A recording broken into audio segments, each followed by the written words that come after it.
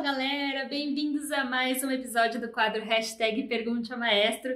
Deixa o seu joinha aqui no vídeo, que é muito importante pra gente saber que você tá curtindo esse conteúdo. Se inscreve no canal se você ainda não é inscrito para não perder mais nenhum vídeo. E corre aqui na nossa playlist Maratona, porque o Maestro já respondeu muita dúvida. Quem sabe a sua dúvida já tá respondida, não é mesmo? Mas se não tiver, deixa aqui no box de comentários que a gente tá sempre de olho para responder. Combinado? Sem mais delongas, vem comigo, hashtag Pergunte ao Maestro. Maestro, todo sopranista tem flageolê? E se não tem, tem como desenvolver? Não tem como te responder essa pergunta, porque, como eu já disse aqui, cada voz é uma voz. Então, tem soprano leve, que era para ser um soprano ligeiro, que não tem flageolê. A gente chama de soubrette, por exemplo. Então, não tem. Você escuta a voz da pessoa e fala, é uma rainha da noite, mas ela não tem as notas. Então, não tem como eu te responder isso. E às vezes não tem como desenvolver. É da fisiologia dela, ou dele, no caso do sopranista. Entendeu? Então, mas também não consigo entender por que um sopranista precisaria ter tanto flageolê. Se ele consegue subir até um dó tranquilamente, com a voz, ele não precisa ter flageolê, né? Porque ele não vai cantar traviata, não vai cantar notas tão agudas. No repertório de um sopranista, ele não precisa fazer mais do que dó sustenido, né? Pensando no Farinelli, né? Então, que é um soprano considerável, não é? Existiram outros, claro, mas não vejo porquê. Talvez para conseguir filaturas, etc, etc. Tem alguns que tem, e é lindo, é maravilhoso, mas não acho que é necessário. Mas, de novo, cada voz é uma voz. Não tem como eu colocar aqui uma bula e dizer soprano dramático não tem flageolê. Aí aparece um soprano dramático aqui, canta a Rainha da Noite, um dramático coloratura com flageolê maravilhoso. Não tem como a gente saber isso. Isso é que é legal, não? Isso é que é o legal. Cada voz é uma voz. Não tem uma voz igual a outra. Eu dou aula há muito tempo. Eu nunca encontrei uma voz igual a outra. Parecidas? Sim. Igual? Nunca. Tessitura? Não. Então, eu acho essa maravilha da criação. Boa tarde, maestro. Mais uma vez, quero agradecer pelo conhecimento compartilhado com tanto carinho. É muito nítido no seu olhar que você faz o seu trabalho com tanto amor e isso faz toda a diferença. Agora a pergunta. Obrigado. Tem uma aluna que de uns tempos para cá começou a apresentar falhas em sua percepção. Ela nunca teve esse problema, sempre teve uma boa afinação e agógica. Porém, ela vem desafinando em músicas relativamente fáceis. Não está conseguindo cantar com precisão em escalas simples, como a diatônica maior, pentatônica, etc. Nos vocalizes, eu vou aumentando de meio em nenhum tom e ela não está acompanhando com a voz. Por exemplo, faço 1, 2, 3, 4, 5, 4, 3, 2, 1 em dó, depois dó sustenido. E quando estou em ré, ela ainda está cantando em dó. E como disse, ela não tinha esse problema. O que pode estar acontecendo e quais caminhos posso tomar como professor para resolver esse problema? Outra coisa, você sempre deixou claro que seu objetivo aqui era instigar as pessoas a pesquisar e ao estudo. Então, seu objetivo está cumprido. Depois que comecei a acompanhar religiosamente o quadro, comecei a estudar muito mais e já estou inscrito na capacitação de 2021. Muito obrigada. Que bom, fico feliz, fico muito feliz. Bom, respondendo a sua pergunta, eu não consigo entender isso que está acontecendo com a sua aluna, sabe? Quando você começou a dizer, eu comecei a pensar que talvez pelo placement interno dela, mudou demais o placement dela. Ela tinha uma voz muito clara e ficou escura, por exemplo, de uma vez. Isso pode interferir na afinação. Então, às vezes a pessoa tem uma voz muito clara, você manda ela escurecer, abrir a faringe, ela fica flat sempre. Mas aí ela, não é que ela está cantando no outro tom, ela está flat. O que você está dizendo é cantando em outro tom. Então, a primeira coisa que eu te aconselharia é pedir uma audiometria, para ver se ela não está tendo alguma perda auditiva, né? Porque é legal você saber como está a sua apreciação, não só em termos de afinação, mas em termos de decibéis também. Então, eu pediria esse exame, né, para ter certeza de que ela está ouvindo bem. Isso começou do meio, não é? Esquisito. Depois, preste atenção se ela não afina melhor em outros placements. Então, por exemplo, se ela tá não afina, mas nesse aqui afina. Entendeu? Então, veja se não é uma questão de placement. Quando ela troca de placement, ela não consegue afinar. Mas difícil saber assim. O ideal era que você levasse ela para um professor, para o seu mestre, alguém que foi teu professor, para ele ouvi-la e ver o que é melhor. Você está dizendo que ela está perdendo a agógica também. Então, a audiometria seria legal fazer. É sempre bom cantores fazerem também audiometria para ver como é que tá, né? Porque é um exame super tranquilo e que a gente tem uma ideia de como é o nosso ouvido, não é? Então, ela tem que, se eu não me engano, fazer uma solicitação com o médico, com o otorrino dela, eu acho. Não tenho certeza. Tá bom? Espero ter te ajudado. Uma coisa que eu estava comentando aqui antes, gente, é que eu não tenho como saber tudo, né? Eu posso dar alguns chutes às vezes. E tem que ficar muito claro que é chute. Porque quando eu digo que é assim, é que eu tenho certeza mais ou menos do que eu estou falando. Agora, quando eu digo que é meio chute, como aconteceu agora, eu não tenho muita certeza, porque é difícil às vezes a gente até entender a pergunta de vocês, sabe? Qual é o caso, o que está acontecendo, então é complicado esse pergunte ao maestro. Não é fácil não, tá? Não é fácil para mim não. Mas vamos lá, Tati, gravando. Maestro, qual vibrato é mais legal para treinar? Ascendente ou descendente? Ou meio termo? Tem diferença do vibrato dependendo do estilo? Bom, o vibrato não é nem ascendente nem descendente. Ele é uma oscilação da nota central. Então, ele vai um pouquinho para cima, um pouquinho para baixo, certo? Agora, laríngeo, de altura.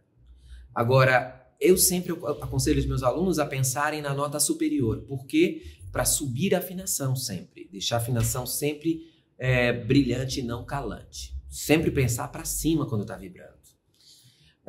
Existe diferença de vibrato nos estilos? Sim. Tanto no rate dele, não tem uma tradução para rate no português, tá? Porque rate não é só amplitude, é uma série de coisas. Então, tanto na velocidade dele, quanto na distância de amplitude dele, dentro dos estilos, quanto na produção dele. Se ele é só laríngeo, o vibrato lírico, por exemplo, é basicamente laríngeo. O vibrato de teatro musical é laríngeo com um pouco diafragmático.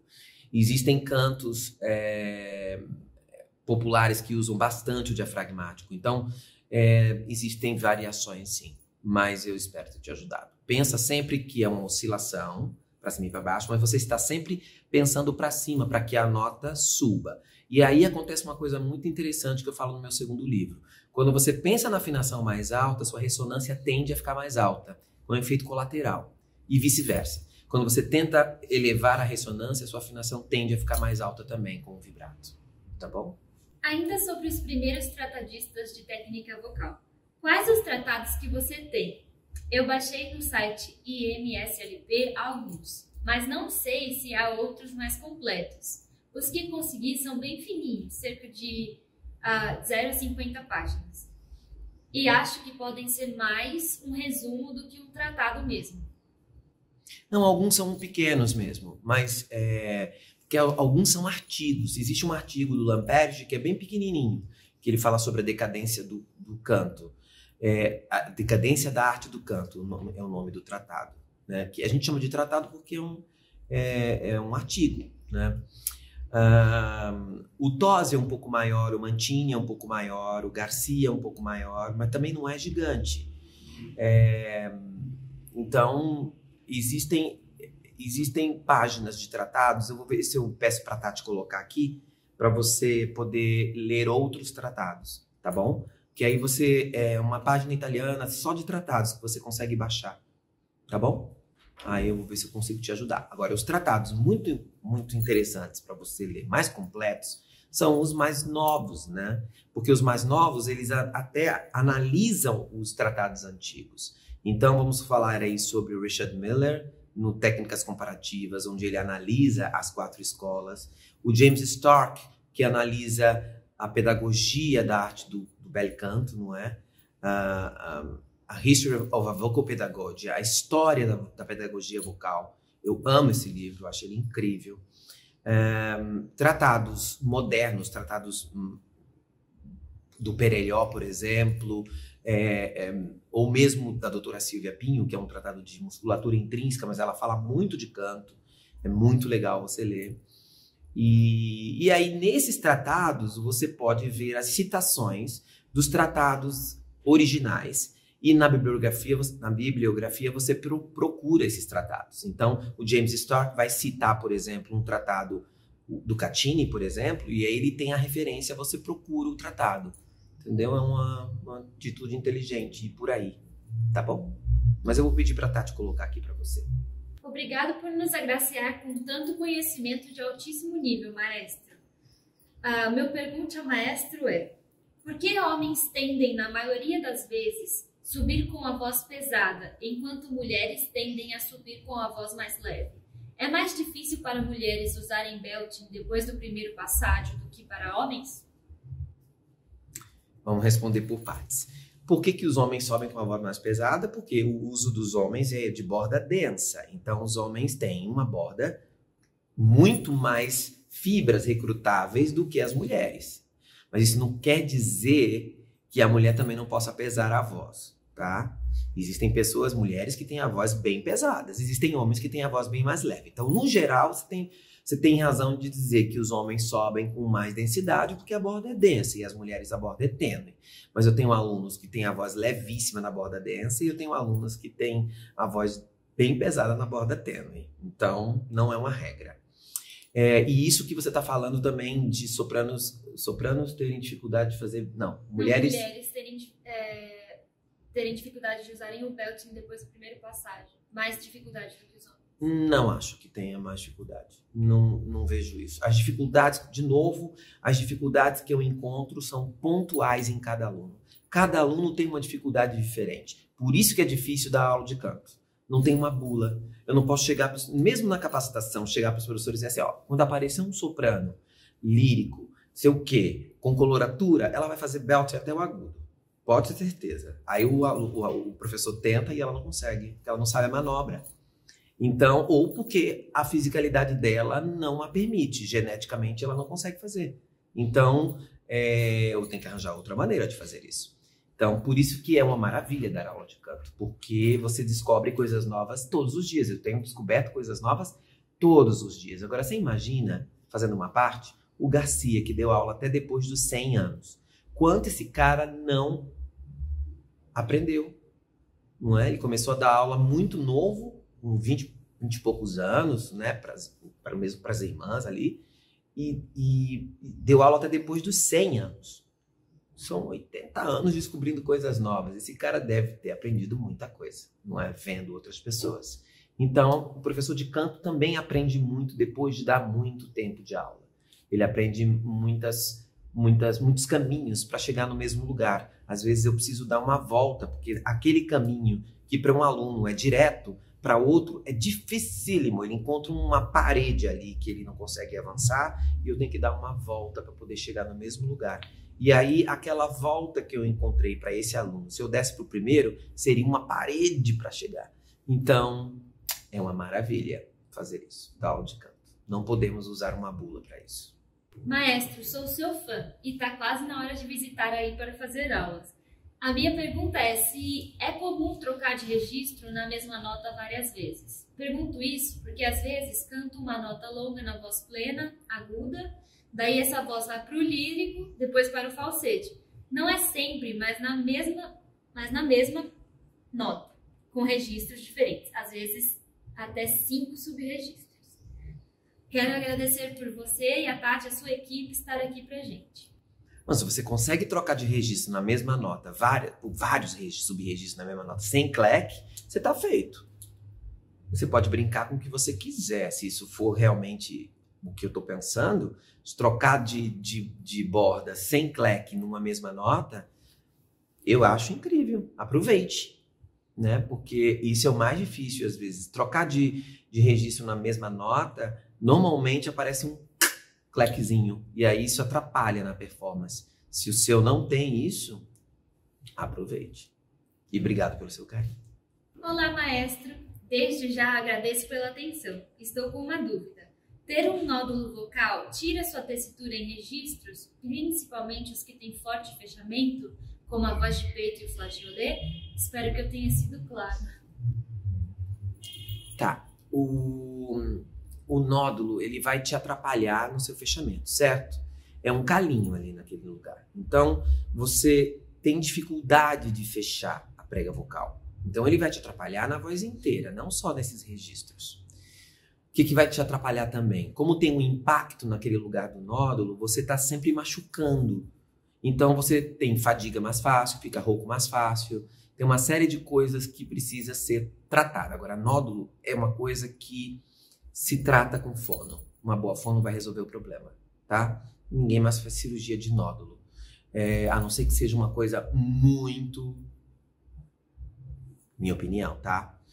Os médicos podem estar discutindo comigo aqui, dizendo que não, mas eu não deixo nenhum aluno meu fazer cirurgia de nódulo antes de experimentar um tratamento com fono e com aula de canto sem impacto, para que a pessoa consiga melhorar o seu fechamento e parar com essa calosidade. Agora, existem calinhos pequenos que você tem que cantores, às vezes, populares têm, que é como o calo de uma bailarina no pé, que é como o calo de um tenista na mão, que é da repetição. Então, esse tipo de calo, que a gente chama de adaptado, não interfere tanto na voz da pessoa. Ela está acostumada com aquilo, ela sempre teve. Então, por isso que ele tem que ser avaliado. Mas ele vai te dar uma fraqueza, vamos dizer assim, na resistência da voz. Um calo, um nódulo grande, vai te dar uma fraqueza na voz. Então, tem que tratar, tá bom? Maestro, tenho duas perguntas. 1. Você acha normal que um cantor não use tanto CT? É que no meu caso, se eu aplico o CT, eu não subo com nitidez e naturalidade. A voz afrouxa. 2. Um cantor pode já ter naturalmente uma fisiologia de CT nata e se aplicar a voz, passa além do que já é? Isso pode ser um preditivo de uma possível classificação OFA com essa particularidade? Eu não sei se você conseguiu se expressar direito, porque o que te garante que você está aplicando CT? Você está dizendo que a voz fica frouxa, ou seja, você está indo para o domínio de CT, mas a voz ficou frouxa porque o TA relaxou demais. Então, cuidado. Você ir para a voz de cabeça não é acionar CT. Eu posso acionar o CT na borda densa e fazer o registro médio. Cuidado com essa confusão. Não associe o CT a registro, porque é óbvio que o quadro de registros é o quadro do Hirano, por exemplo, de predominância de intrínsecos tensores, TA e CT, tudo bem. Mas não quer dizer que não tenha CT na voz de peito. Entende? Tem mais participação de TA. Não quer dizer que não tenha TA na voz de cabeça. Tem TA na voz de cabeça. Então, o que pode estar acontecendo é que você pode estar indo para uma voz falsa que não tem TA. Então, o problema não está no CT. Normalmente, o único problema que eu enxergo no CT é quando você tem paresia de CT. Paresia bilateral de CT. Que aí você não tem agudos. A voz não sobe. Tá? Tirando isso, não vejo muitos problemas no CT. Isso que você está narrando são problemas do TA. Você não consegue acionar o TA quando você troca de borda direito. Então, aulinha, tá? Tem uma outra pergunta que ele falou? Se isso é um preditivo de uma possível classificação OFA. Não, eu acho que é simplesmente um desarranjo aí do equilíbrio dos intrínsecos adutores, dos intrínsecos abdutores e dos tensores. Eu acho que é um desequilíbrio que você precisa aprender a fazer. Entendeu? Eu acho que é isso. Espero ter te ajudado. Querido maestro, muito obrigado por fazer esse quadro tão maravilhoso. Não perco um só capítulo. Maestro, em muitos vídeos aqui do canal, você tem dito o quanto ampliar a faringe nunca é demais. Eu sempre fiz muito exercício para ampliar a faringe, mas estou sentindo que quando tento acessar as notas mais agudas com uma faringe ampla, sinto minha voz difícil e estranha nessa região. Um dos seus pupilos, que também adora sua abordagem musical, ensinou a buscar uma sonoridade de bebê chorando. E quando faço esse exercício atrelado a uma canção simples, sinto que meus médios e agudos ficam mais fácil e sinto minha voz girar também. Posso continuar fazendo esses exercícios do bebê chorando junto com esse giro? E tudo bem? Obrigado, maestra. Olha, isso que você está falando é super normal. Quando você começa a trabalhar a faringe ampla, algumas pessoas tendem a fazer algumas coisas erradas. Por exemplo, engolir a língua. Na tentativa de afundar a faringe, engole a língua, que pressiona a epiglote, e aí fica tudo impedido, a voz fica difícil para subir, pesa, porque aumentou a pressão subglótica. Tem gente que não, tem gente que faz isso e não tem um problema de pressão subglótica, então tem que tomar cuidado com isso. O exercício do bebê chorando, você pode usar, mas eu não uso muito isso. O que eu uso é o seguinte: depois que a minha faringe está ampla, eu trabalho cavidades anteriores ou texto. Então, começo a pensar na cavidade nasal e cavidade oral para trazer a voz para frente, uenha, uenha, uenha, mas com a faringe ampla. Sempre pensando para frente. O maior erro do aluno, quando ele põe a faringe ampla, é pensar na voz para dentro. A voz nunca está para dentro. A voz está sempre para fora. Então, por mais que eu faça janeiro, eu penso janeiro, fevereiro, para frente, nunca para dentro.